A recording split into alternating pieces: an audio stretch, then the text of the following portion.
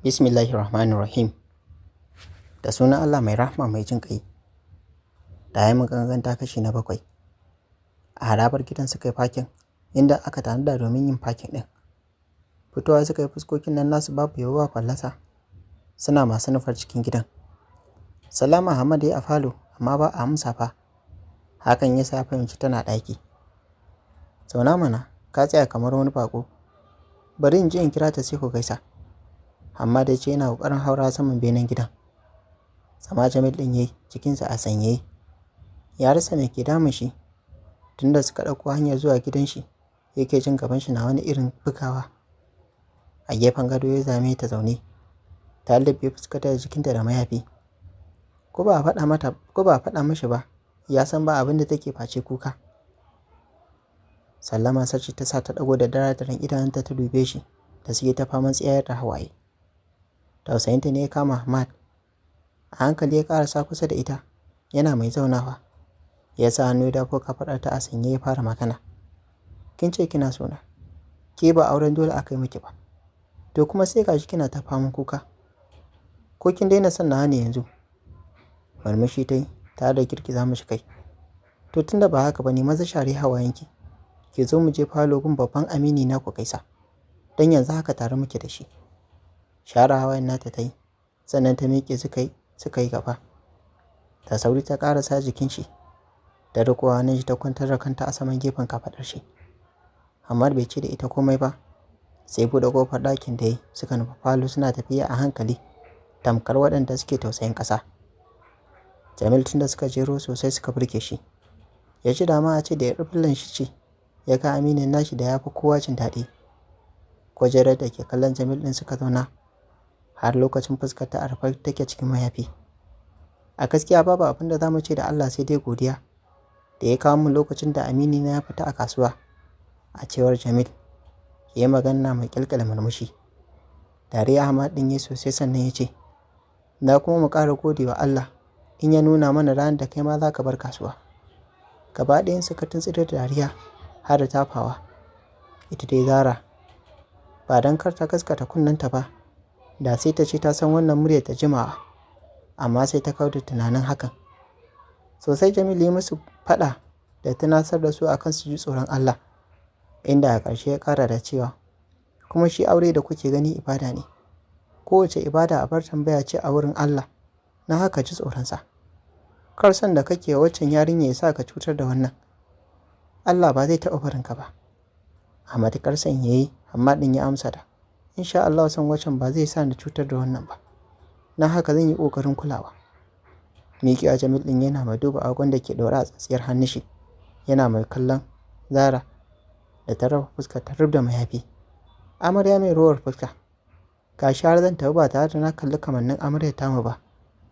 Da sauri Hamad ɗin ya kawo mayafin nata, yana mai ƙilƙila dariya game da faɗin. Tuba make, ina za a yi maka rowar amarya? Ai dole ka ga fuskarta. Ya ƙarasa yana mai buɗe mata mayafi da ta rufe fuskar ta. Rantsa ido Zara ta tana mai ƙilƙila dariya, wanda ya bayyana washiriyarta da kuma lotsar kumatunta. Fesko ya gane ta, don da tsayin zamani da sauyin yanayi, Jamil ba zai taɓa manta kamannin 'yar filla ba. Sosai gaban shi yanke ya faɗi. Tsoro ya mamaye ilahirin zuciyar shi. Tambayoyi ne fal a cikin zuciyar tashi, amma a bayyane nunawa yana mai faɗin, masha Allah, gaskiya dadi ya gwangwace ka da amarya kyakkyawa. To Allah ya bada zaman lafiya, ni bari in ƙarasa gida. Yana faɗar haka bai jira amsar da abokin nashi zai faɗa ba, ya saurin barin wurin, gurin kada buɗe idanunta ta gane shi. Rako shi Ahmad ɗin yayi har sai da ya ga tafiyar tashi, sannan ya koma cikin gida. Zuciyar Ahmad cike da damuwa ganin abokin nashi lokaci ɗaya dai ya firkice, dan a haka ya bar gidan nasu. A inda ya barta a nan ya same ta. Da sauri ta taso ta zo kunshi, fuskar ta ɗauki da murmushi. Hannun shi ta kama tana faɗin, yaya, dama wata kake so shi yasa ba ka son aure na?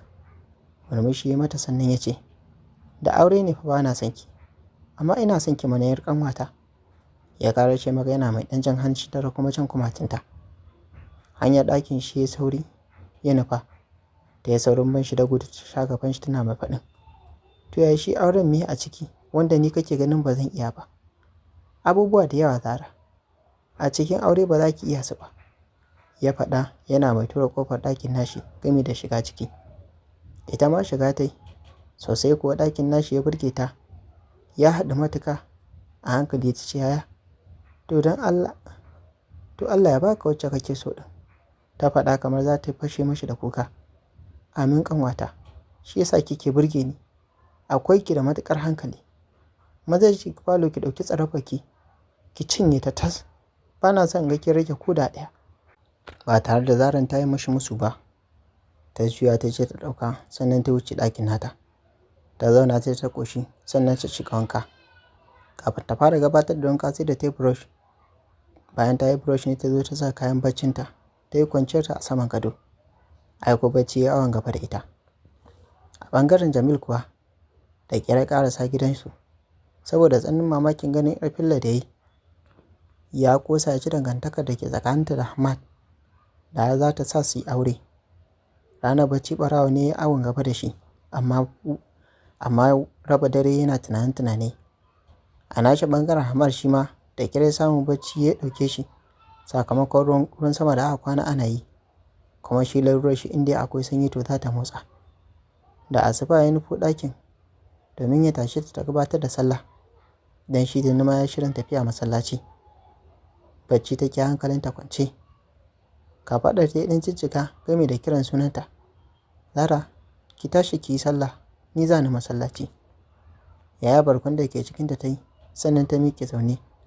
Kafafun Hamad dai suka fara rawa sakamakon arba da ya ta bamtsinta waɗanda suke rabi a waje. Saboda rigar da ke cikinta mai ƙatoton wuya ce, hakan ya sa kusan rabin bamtsinta suke waje. Mika ta yi gami da ƙara gantsarewa tana yin salati. Yawon bakin shi gaba ɗaya ya kafe. Cikin wannan shi ko banana shi banda zullu babu abin da take. Da sauri ta ja rigar ta rufe su, sannan ta ce cikin muryar bacci, yaya, har Asabar ta yi ne? Kai kawai ya ɗaga mata ba tare da ya ce da ita komai ba.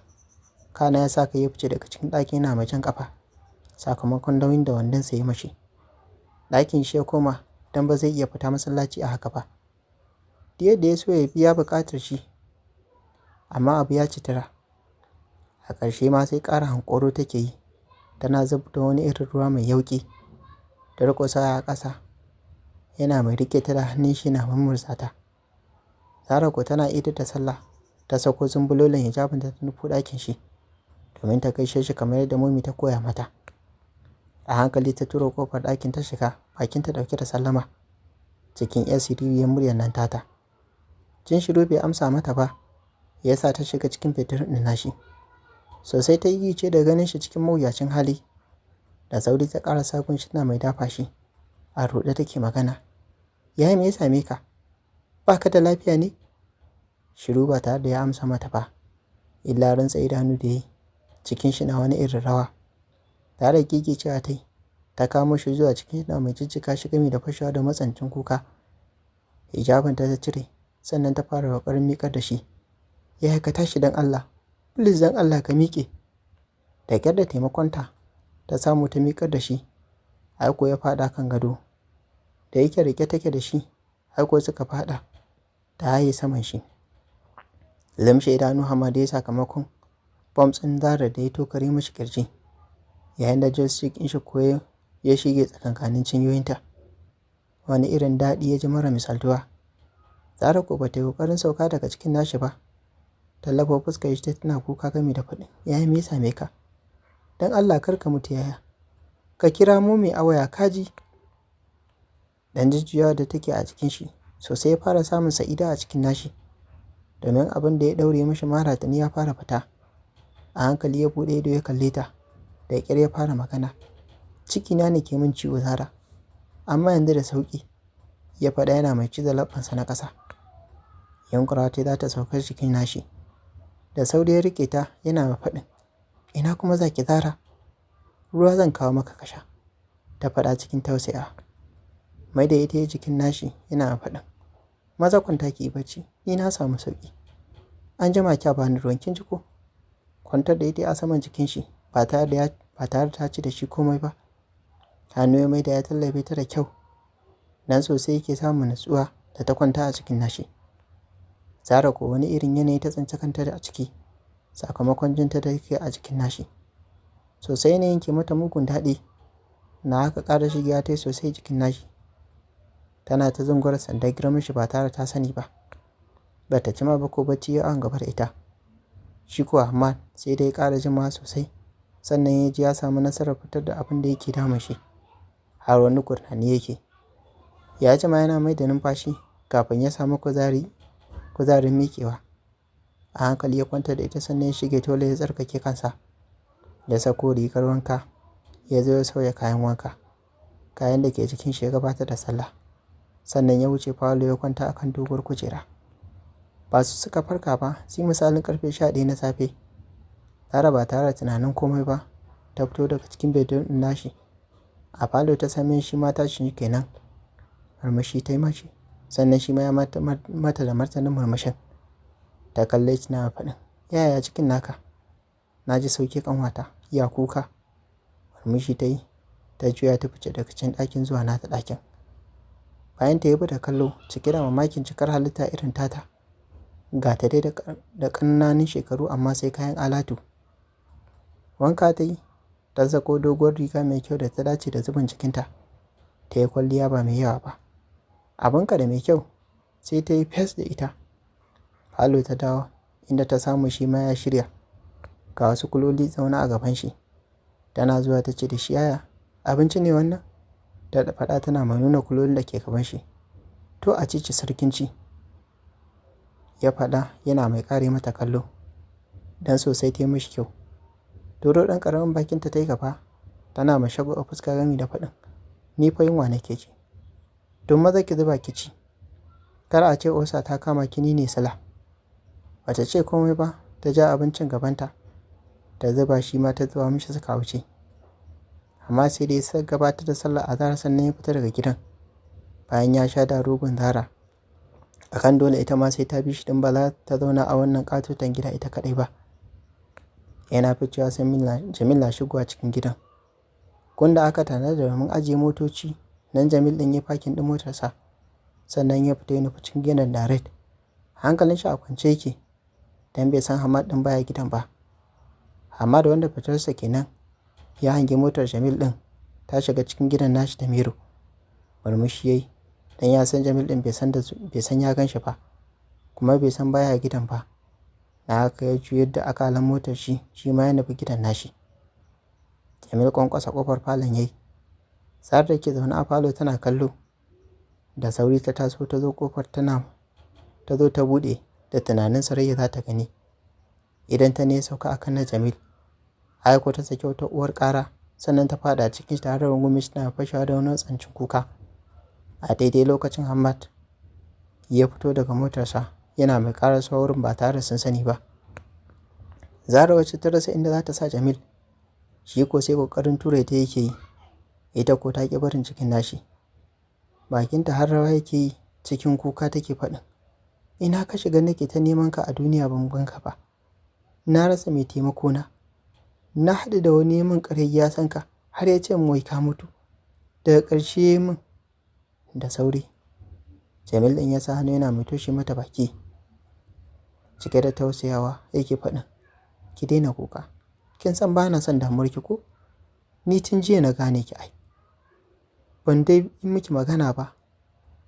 Shine na ce bari sai yau idan na dawo. Ni ma na neme ki ai ban ganki ba, kamar zan mutu. Haka na ji. Lokacin da na neme ki ban same ki ba. Amma yanzu na ji daɗi. Tun da gashi na same ki cikin ruwan sanyi. Sai mu ɗora daga inda muka tsaya. Bai ƙarasa faɗin abin da yake son faɗi ba. Amma da ke bayan shi ya sakar mashi wani gigitaccen mariji kake tas. To fa, ma sauraro. Me kuke tunanin zai faru tsakanin Jamil da kuma abokin shi Hamad? Anya wannan alakar ko ba za ta rabu ba kafin shi Hamad din ya gano abin da yake faruwa? To, sai a tara a shiri na gaba tun cin yi za ta kai a cikin labarin da muke kawo muku mai suna tamun kankanta. Wanda ni Abubakar Sadiq nake kawo muku shi a wannan channel tamu ta Fatima Zahra Hausa Nobel TV. Nake cewa idan wannan ne farkon zan kawo wannan channel tamu sai ku danna mun subscribe sannan ku taɓa alamar ƙawar sanarwa domin a dinga sadar da ku da tsaron mun ɗora sabon shiri. Kana ku taɓa wani alamar like domin ƙara mana ƙwarin gwiwa. Kana ku yi mana sharing ga abokananku da ke wasu da Facebook. Sannan kuna damar ajiye ra'ayi, ƙorafi ko ba comment section game da duk live da muke kawo muku. A huta lafiya.